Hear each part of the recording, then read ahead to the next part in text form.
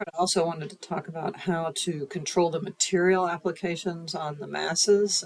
I talk about the materials on the linked drawing file in the other videos, but not about this. So um, let me go ahead and go to my 3D view here. And I'm going to pick this guy and edit the family. So I'm going to open up the family. And the thing that you need to make sure that you do in order to be able to assign materials to it easily is to pick the form itself. So I'm kind of hovering over and it's picking a whole bunch of things. So usually the easiest way to pick the form is to kind of hover over the edge of it and tap your tab key until it picks the whole thing, right? So the tab key cycles through different selection options. So just until you get the entire thing. Sometimes it's easier to see it in a hidden line. So if I do it in hidden line and tap my tab key, you can see it picking the whole thing. And then over here is a material.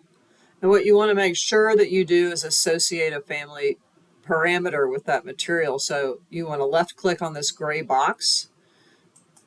And if it doesn't have one selected already, you want to create a new parameter and give it a name and click OK, right? And that will assign a parameter. And what that allows us to do is when we get to the project, like we've inserted it into the project, you can then pick this and the ability to change the material will come up in the edit type dialog box.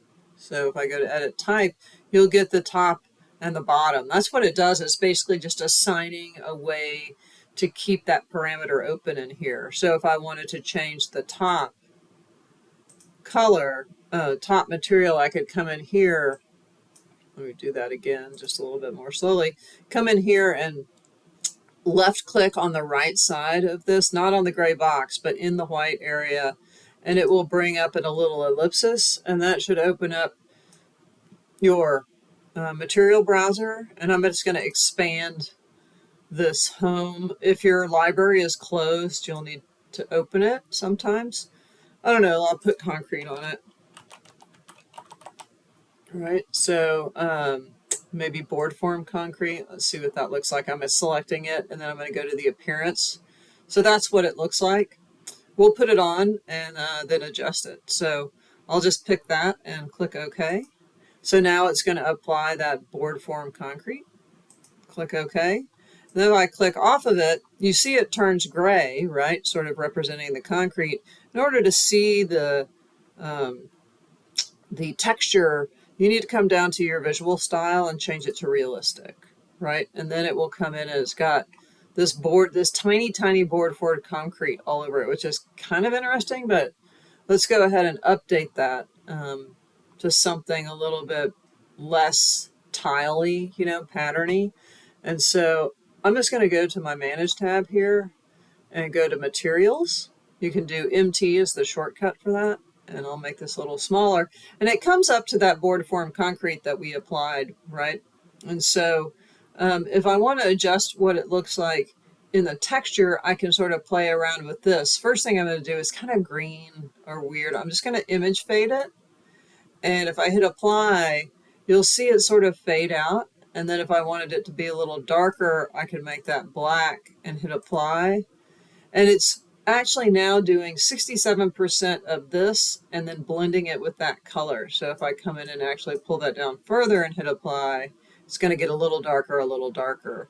And then I'm going to left click on the image and it's going to bring up a dorky Photoshop, right? And I'm going to change this. Is very tiny. Look how tiny those boards are. So I'm going to change this. If there's 1, 2, 3, 4, 5, 6, 7, 8, 9, 10 of those, right? Let's make that like 5 feet high, right? So they're like 2x6s or something. So I'm just going to go to 5 feet here and click done and then hit apply, right? And it'll get bigger. I think I'll actually make it a lot bigger, right? Let's go ahead and make it 15 feet and apply. Right, so that's a little big. So you get the point. Maybe 10 feet will work, right? So you can kind of play with it until you get it the way you want it. I really would fade it out quite a bit to where, you know, you're not getting sort of like in your face.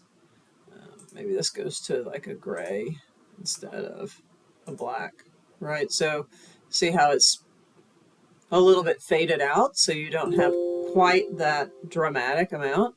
The other thing that you can do is if you're not using the visibility graphics to override the section cut, this is what Revit will do. This is sort of like the default section cut setting. So you see the surface pattern and the cut pattern. So by default, if you don't override anything, this will be the cut pattern. So if I change that to a solid fill, and I'll just make it black for right now, right?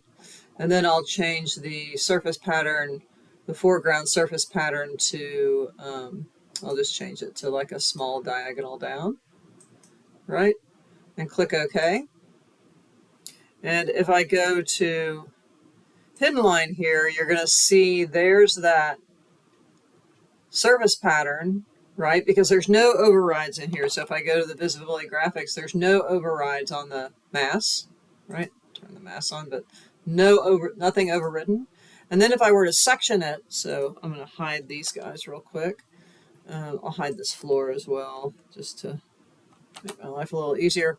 If I turn the section box on and pick that section box and pull it down, then you're going to see that thing turn black, right? If I override it, that's what it's overriding, right? Is the base pieces, okay?